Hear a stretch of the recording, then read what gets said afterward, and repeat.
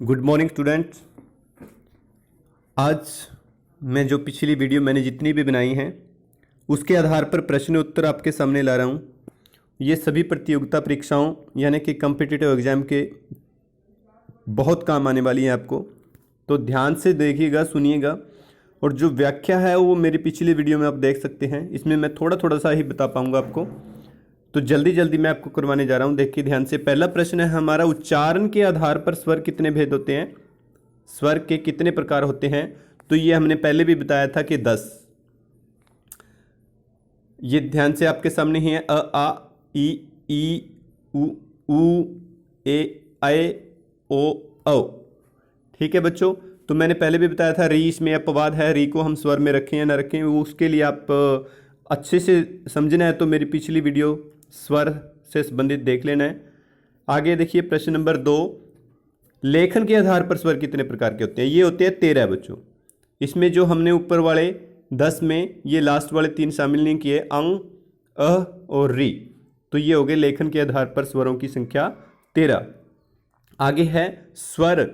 स्वर के कितने भेद होते हैं, मूल स्वर और संयुक्त स्वर। 2 प्रकार के होते हैं स्वर। मूल स्वर में ऊपर वाले यानी कि जिनकी अपनी एक ध्वनि है, स्वतंत्र है, और स्वर कहते भी स्वतंत्र ध्वनि की है जो, ठीक है, स्वतंत्र रूप से मुख से बाहर आती है।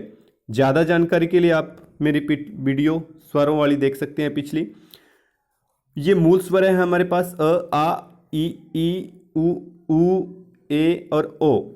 ठीक है, जो संयुक्त स्वर हैं यानी कि 2 स्वरों की आवाज़ें इसमें आती हैं, आए यानी कि अ और ए, ओ औ औ यानी कि अ और ओ, ये 2 ध्वनियां मिलकर एक आवाज़ बनाती हैं, इसलिए इनको संयुक्त स्वर कहा गया है।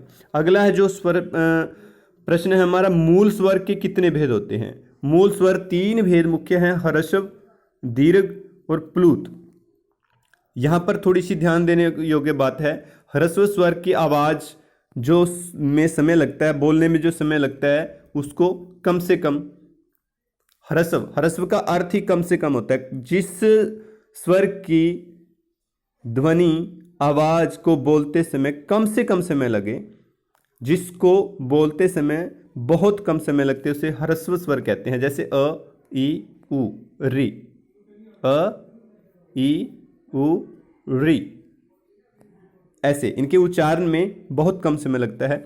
उससे अगला है दीर्घ स्वर। दीर्घ जैसे इससे पहले ही पता है, ह्रस्व छोड़ा, दीर्घ लंबा, यानी कि जिसमें ह्रस्व स्वर से दुगनी आवाज, दुगना समय लगे बोलने में, उसे दीर्घ स्वर कहते हैं। जैसे अ आ ई उ।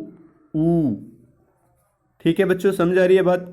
हाँ, ए ऐ ओ औ ये ह्रस्व में थोड़ा समय लगता था, इसमें इससे दुगना समय लगता है। जो प्लुत स्वर हैं इसमें एक हिस्सा और, यानी कि ह्रस्व से 3 गुना आवाज, 3 गुना समय बोलने में लगता है, दीर्घ से दुगना समय लगता है। ठीक है, तो ये प्लुत स्वर हैं जो ज़्यादातर संस्कृत में शब्दावली में ही आते हैं, हिंदी में वे हमारे बहुत कम होते हैं। जैसे कभी कभी किसी मंत्र का उच्चारण बोलते समय, जैसे ओम, इसमें जिस बीच में ओ और म के बीच में जितनी लंबी आवाज़ होती है, इसीलिए इसको प्लुत स्वर कहा गया है। इसके बारे में व्याख्या मैंने अच्छे से वीडियो में पीछे कर दी है, आप वो देख सकते हैं।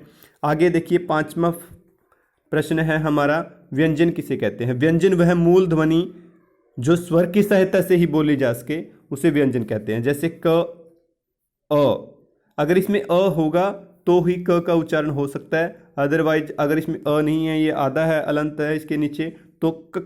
आगे देखिए क जहाँ पर जीभ लगती है वहीं से पर इसकी आवाज़ रुक जाती है। इसी तरह क, अगर इसमें ए होगा तो के बन जाएगा। ठीक है, इसमें आधा नहीं रहेगा फिर ये, ठीक है ना, समझ आ रही है आपको। हाँ, फिर ये आधा नहीं रहेगा, फिर ये के बन जाएगा, नहीं तो इसका उच्चारण नहीं हो सकता है। तो व्यंजन किसे कहते हैं, वह मूल ध्वनि जो स्वर की सहायता से ही बोली जा सके, अन्यथा नहीं। आगे देखिए प्रश्न नंबर 6, उच्चारण के आधार पर व्यंजनों की संख्या कितनी है। मैंने पहले भी वीडियो में बताया था 35। पांचों वर्गों के 5 वर्ण, क वर्ग के 5, ख वर्ग, ठीक है, ऐसे च ट त प म, ये सारे क चट तप, ये सारे म तक, क से म तक 25 वर्ण होते हैं। 4 जो इससे अगले य र ल व, ये होते हैं अंतस्थ व्यंजन। ऊष्म व्यंजन इससे अगले श श स ह, और 2 आगत व्यंजन जो हमने हिंदी में लिए हैं वो भी इन्हीं में शामिल होते हैं। तो इनको मिलाकर 35 व्यंजन हैं जो उच्चारण के आधार पर हिंदी में होते हैं। आगे है देखो, लेखन के आधार पर व्यंजनों की संख्या कितनी है। लेखन के आधार पर ऊपर वाले उपरोक्त के साथ, ये ऊपर वाले 35 तो हमने ले ही लिए, साथ में इसके 4 संयुक्त व्यंजन और हो जाते हैं। और ये 4 संयुक्त व्यंजन मैंने पहले वाली वीडियो में खोल के बताया इसको। अब देखिए, क्ष, क आदि और श पूरी के मेल से बना है। इसी तरह त्र, त आधा और र पूरी के मेल से बना है।